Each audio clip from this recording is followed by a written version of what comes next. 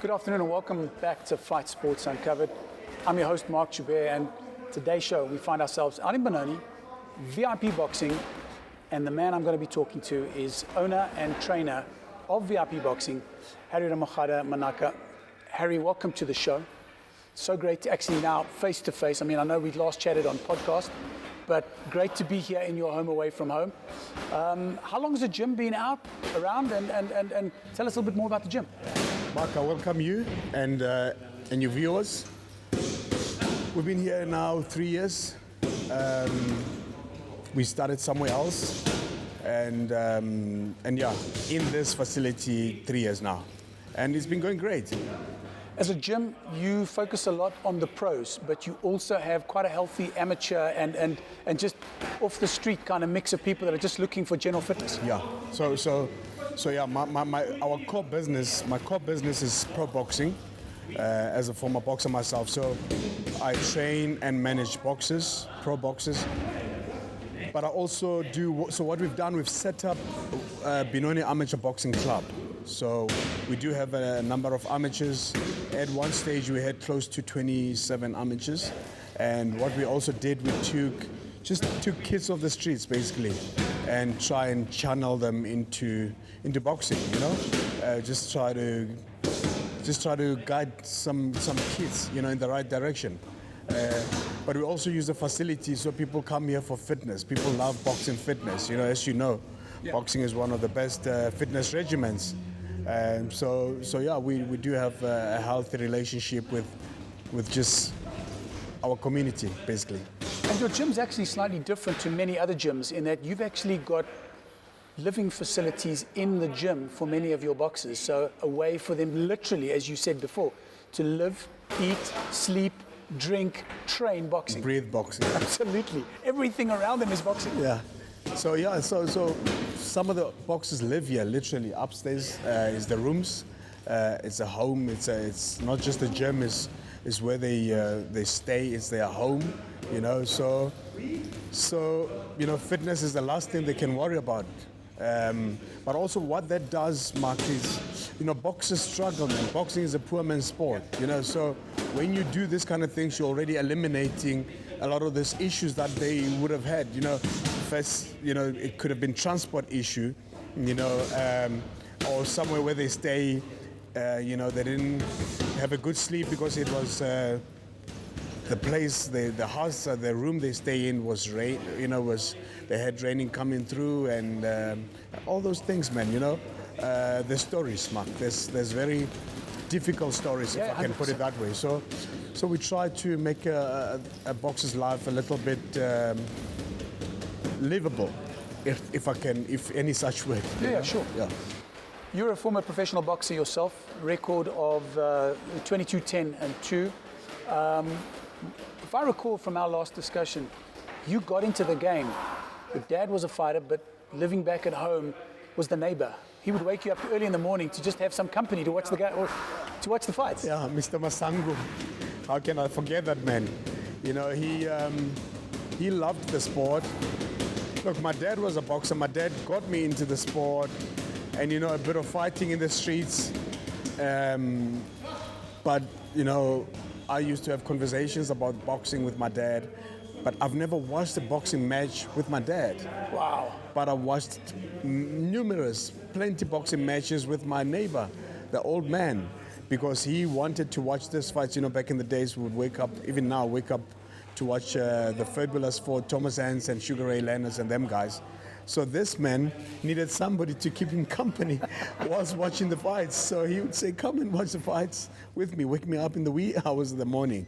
So that actually built the love for the sport, and until I started training and doing it myself. Looking at that pro career, your debut, 1998. Straight after that, you went on a 6-fight undefeated run. I mean, so first of all, what does it feel like turning pro and suddenly feeling like you're invincible? 6 fights in, you think no one can touch you. Hey, and good wins, eh? Yeah. Good luck against capable, very talented guys. I remember one of the fights I fought a kid in Durban, one of the hardest fights. Buhlalu. His brother went to the Olympics, if I'm not mistaken. It was that group of your Filipinos and them guys. So this kid that I fought was very good. You know, obviously he must have been training with his brother. So to get a win against him in Durban, in his hometown, was a good win.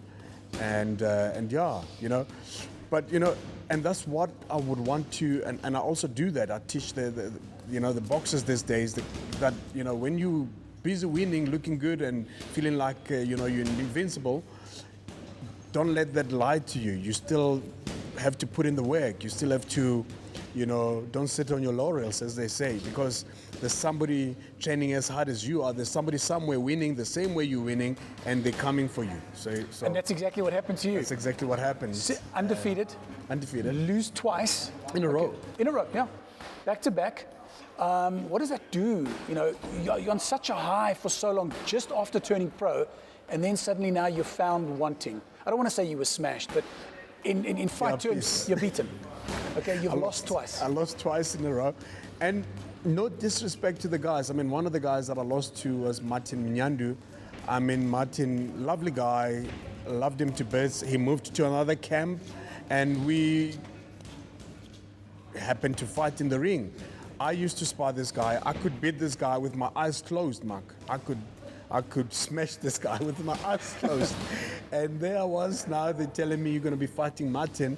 And I'm like, geez, man, why such an easy fight?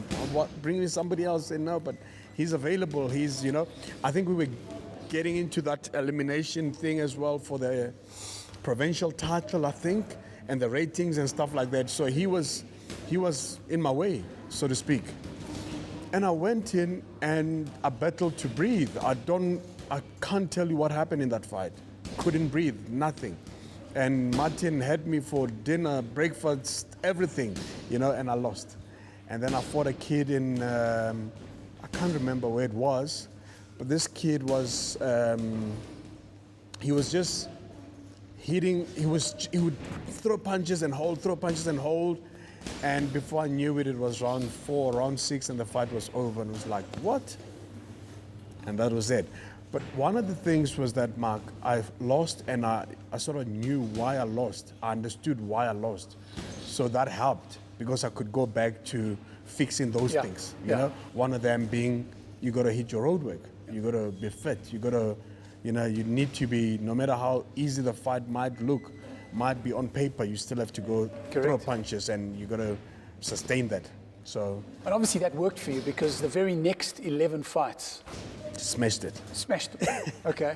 And within those 11 fights, you moved from South Africa, you moved to the UK, where you spent quite a lot of time fighting after that. But it's in that move and in those 11 fights that, and then obviously there were a couple of losses and a couple of wins, and then you stepped out of the game on a win. But 2 fights specifically, you know, sort of resonate with me. 2005, Jamie Arthur, 6-round fight. By all accounts, you broke your jaw in that fight and still managed to come away with a win. In Scotland. In Edinburgh. Edinburgh. Yeah. Tough kid. I think Jamie was, I think had just signed a deal with Frank Warren. He had just won. He was a top amateur kid. He just won the Commonwealth Games in the amateurs and all of that. Top kid. So Frank Warren they were bringing him to be the next superstar from Scotland, I think. And this kid, you know, the story with breaking my jaw in that fight was that so you see, you got to carry 2 gum guards to a fight. So I didn't bring my official gum guard. I realized at the fight, and the other gum guard wasn't sitting nicely in my mouth. So, and you got to bite the gum guard. So that gum guard was not sitting nicely, and Jamie Arthur, man, caught me with an uppercut, and I saw stars, actually, literally. And I remember thinking, have I lost my teeth? It felt that way. It felt as if, I remember looking down to see if there was a teeth on the floor. But the mistake he made, he caught me good. The mistake he made, he didn't follow up. He stepped back. then I realized, no, it's okay. There's no teeth on the floor. I'm still here. And I moved forward.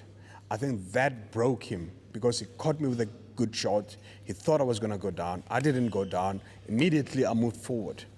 And he started backing off. And I charged. And I'd put him down. In the first? In the first. Yeah, and then in the fifth. And that was in the fight was ended. I'd put him down in the first, and I shook him.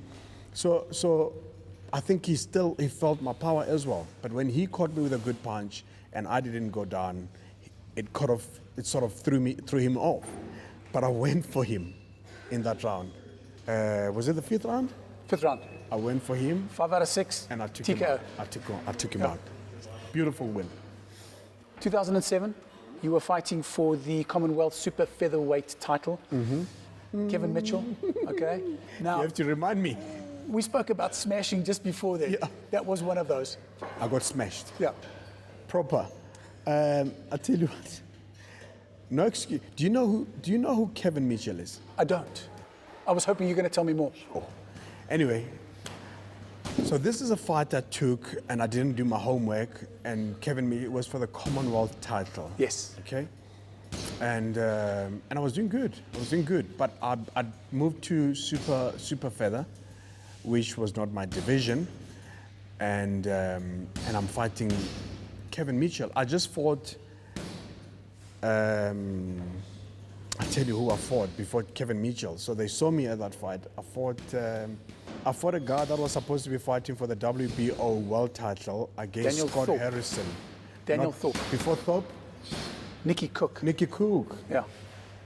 On, You lost to Nicky. On Frank Warren's show. Okay?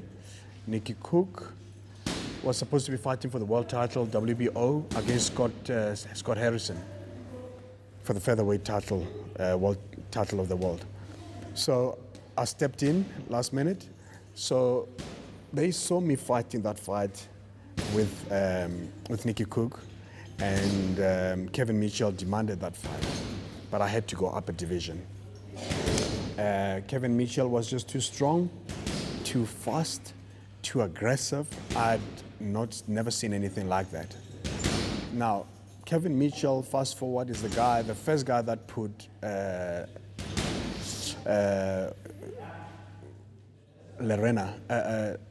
Who's the guy that lost to Lomachenko? The guy that put Lomachenko down? Oh yes, sure.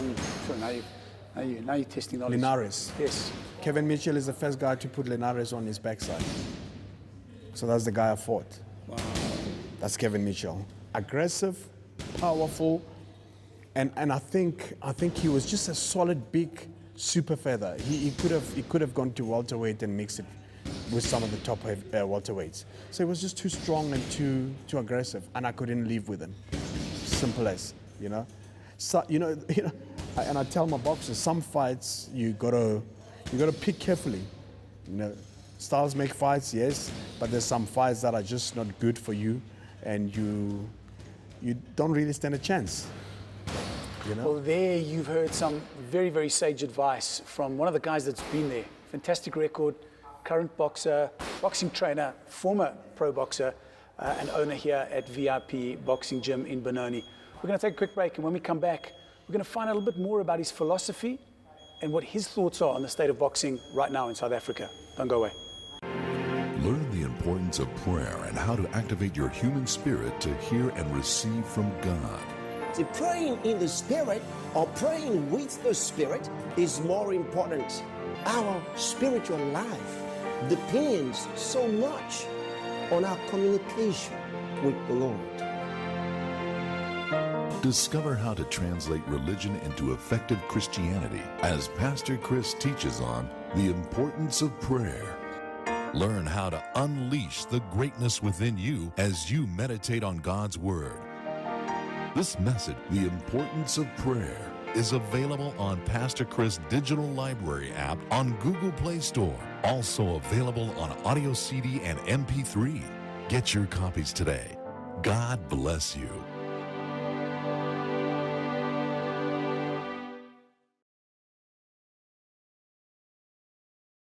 Welcome back, Fight Sports Uncovered. We're here in Benoni, VIP Boxing, and my guest, Harry Ramogoadi Manaka. I mean, he's telling me about some of the experiences he had as a pro boxer. Felt like he'd lost his teeth, fought guys that have knocked down some of boxing's greatest, some of the elite in boxing. And we're here at his gym to find a little bit more about who he is and his thoughts on the state of boxing in South Africa. Harry, being here in the gym, seeing some of the fighters that you've got, as we sort of found out in the first half of the show, mainly focused on the pros. As a coach, as a trainer, what's some of the things you look for in a fighter, and what's some of the philosophy that you try and bring through to some of those young athletes? You want, first and foremost, you want dedication. You want discipline. You want this person to want it. And that in its own, it just makes your work even much easier. The whole thing is to produce the next champions, the next generation of fighters. Is to guide, is to nurture talent. Not an easy thing to do, because you meet boxers from different walks of life, from different backgrounds, from different families and all of that. And you have to find your way around that person's character, mentality, beliefs, and all of that. And you have to survive with them. You have to help them find themselves, you know? So my whole thing is to carry and give them hope, is to make them believe that it can be done, you know? How challenging is that, not only for them, but for you as a trainer, especially if we consider the state of boxing here in South Africa? I mean, professionally speaking, it seems to be run better, but amateur-wise, it's a shambles at the moment. Mark, good question. Actually, you know, when you do a job, and the field that you are in is smoother, it makes your job so easy. It in its own, it works or acts as a support system. People don't have to come and give you support physically, but knowing that things are ran and are done properly and professionally and all of that, it makes things much easier. I'll give you an example.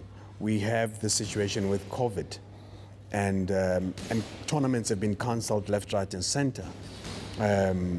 If you look and zoom and really go deep into a whole lot of gyms and check the boxes, the commitment, the work they put in, and the trainers and the managers, the work that they've put in to get the boxes ready, to set things up, to make sure.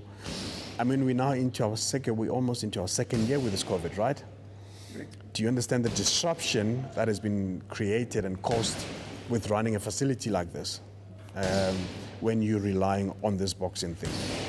And you still have to keep on going, because they're looking at you to take them somewhere. Yeah. The last thing they want to hear is you coming back and saying, guys, we need to pick it in. It's not happening. So they rely a lot on you to continuously show. They rely a lot on me to keep breathing. Me breathing gives them air to breathe, in essence. You know what I mean? I mean, the reason I'm asking the question is right now it's the Olympics. Okay, yeah. We are in the Tokyo 2020 in 2021. Speaking of amateurs, you see, we do have an amateur structure. Benoni Amateur Boxing Club is under VIP. I am aware of the challenges that amateur boxing is facing. I am aware that it's the second year in a row that amateur boxing in South Africa has not been to the second games, correct? Second games in a row that they haven't been to. And we see these things. You see boxers, you see the amateur boys go to a tournament and they come back, tournament after tournament. Oh, coach, they couldn't get me fights. I couldn't fight. And you think to yourself, can't you pre-match these guys? Can't you, so that they go to a tournament knowing that they're going to get there and there's going to be a fight, you know? Because if you keep doing this kind of things, before you know it, we're going to lose. We're going to lose out. We're going to lose out. We're going to lose on good talent because they feel like they're not being looked after, you know. But that's the sense I get. There's no shortage of talent. There's no shortage of young boys, young girls that want to get into the game, get into the sport. But it's administration that's stuffing it up. And you know, I don't want to talk bad about anyone, but the fact that 2 Olympics in a row failing to go and represent your country, that should tell you something. And this recent one is basically just not paying your registration fees. I mean, that's simple Simon stuff, surely. How do you miss out on that? Yeah. How do you slip on that? You know? So, look, I'm sure they know what they're doing. I'd like to believe they know what they're doing. I think it was just a mistake. I don't know. But if we structure things properly, if we do things right, we will achieve. You know, it can be done. Yeah. It can be well, I done. mean, you say you hope. We all hope for the sake of the amateur set. Well, I mean, let's understand something. It's 2 Olympics. That's 8 years. And in 8 years, they haven't got it right. That's hectic. You know, but also it has the progression of the sport in its entirety. You know, the amateurs is the same amateurs that must feed the professional ranks. So we're waiting on those boys to go and do their thing and come back and become pro boxers. We're sitting here waiting for them, but it's not happening. But we also don't want a situation where we lose potential future superstars that would decide, no, this boxing thing is just not working, you know, and go choose something else, choose rugby or whatever, you know. So we must be attractive, we must attract talent. We need to be doing something to attract talent. Talking about that talent, with the backdrop of the Olympics, I've spoken to a lot of trainers, a lot of coaches, and I've yet to find a trainer or coach talk about their goal, their aspiration being to develop and nurture an Olympic gold medalist. Everyone's about the professional set. And yes, I understand the professional set is where the money is because sponsorship is there, TV time is there, all of the cash is there. I'll tell you what has been happening. I think, what I think has been happening is that a lot of the pro trainers, their focus is on the pro, and like you rightly say, because that's where the money is. But at the same time, I think amateur boxing in South Africa, it's not been made lucrative enough to attract even the pro trainers so that we can start paying more attention to the amateur boxers because, look, it goes without saying, that boy, when he turns pro, he comes to you and you've been teaching him, training him since he was young, and he's your product, basically. But whilst he's busy training, what gives you the guarantee that he will become a superstar and eventually come and become a top pro boxer? But what should be happening? You know, what I just remembered another story. Whilst in the UK, I remember James DeGale. I don't know if you know James DeGale. James DeGale turned pro whilst I was in the UK. I remember meeting that guy in the gym at Peacock Gym for the first time. Just after his first pro fight, he was driving a Range Rover. He just came from the Olympics. He had already had a deal waiting for him, a big deal to sign to turn pro. So whoever the amateur trainer was must have been getting something from this kid already when he was still amateur. So that gives you as a trainer to pay attention to that kid. Sure, but let's also understand, we're comparing an apple with an orange. I mean, British amateur sport is incredibly lucrative, and the government looks after and builds massive teams to come back with gold medals. Mark, what stops us from doing the same thing? We've had how many years to do it? That's my thing. That's my thing. What stops us? We are capable. This country, there's nothing this country can't do. Honestly, there's nothing this country can't do. We're also capable. This is South Africa. It's just how we run our business. And people need to start having these conversations, and some people need to start listening and exchange ideas. Nothing must be personal. That's another thing. It's about the sport. It's about the sport. And also, Mark, if I tell you something and you listen, you didn't know of it, you better listen and you better pay attention. You better take note of it, because it might just be the one thing that you need to bring some kind of progression, for all you know. 100%. So we don't have a solid foundation of amateurs in this country. In terms of structurally built. It's probably also how it's ran, how things are done. Let me give you another story. You know, Anthony Joshua went back to his amateur coach and bought him a car. Bought him a car, brand new car, beautiful car, because he could afford it. This was not even before he was a world champion, I think. But he understands that this is the man that brought me to where I am today. But that man could do that because he knew the fruits of tomorrow. He understood the fruits of tomorrow, so he could stick it up. I don't mind. I train the amateurs. I'm actually working on a plan to start training my amateurs every Wednesday, just to spend a bit of time, just to teach them the other stuff that some of the amateur trainers might not, teach them. Just to train them up as they come up, just to get them out of the bad habits, whilst they're still young and, easy to teachable. So COVID's had a massive impact on boxing in South Africa. The pro set seems to be a lot more stable, a lot more organized, a lot more better run. Sanabo, all over the show. We're hoping to chat to Sanabo real soon. Please do. But until Sanabo gets their ducks in a row, it's almost like the pyramid is not a proper pyramid. There's just not enough of a base of amateurs coming through, which then obviously, like you've said, impacts on the quality of the pros coming through. Pros coming through, yeah. Look, there's something happening, or might be happening, it's happening already.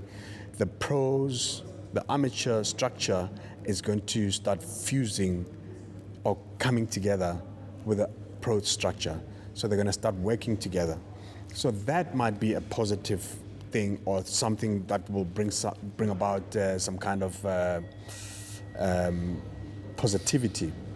As pros, we were not allowed to train with the amateurs. So amateurs train separate to pros. But the fact that pros are governed by government and amateurs may not have government involvement, there's going to be a limitation there. But the point I'm making here is that if you separate the two, you taking something away from the amateurs. If you had amateurs training with the pros, do you know how much progression Absolutely. they would get? Makes sense, straightforward, right? So if you stop them from training with the pros, you're actually disabling them in a way. You're limiting their growth. You're limiting their growth. So what I had is opened up. Pros can train with the amateurs now. They can share gym. I'm hearing also BSA might be working with Sanabo, I think, of the amateur structure. Good thing, do that. Put your heads together, work something out, Well, you've heard it from Harry. We've also heard those exact same comments. You'll recall one of our shows when we spoke to acting president of BSA, Cindy Nkomo. She said exactly the same thing. So I'm hoping what he's heard, what we've heard, that's eventually going to come together. But unfortunately for today's show, that's all we've got time for. We're definitely going to have to book some more time right here at VIP Boxing. You'll be welcome. Harry, thanks so much for your time. 100%. Thank you, man. It's been great being here, seeing what's going on. Yeah. Can't wait for the next time. 100%. Thank you. It's great having you here. Till the next time, protect yourselves at all times. We're out.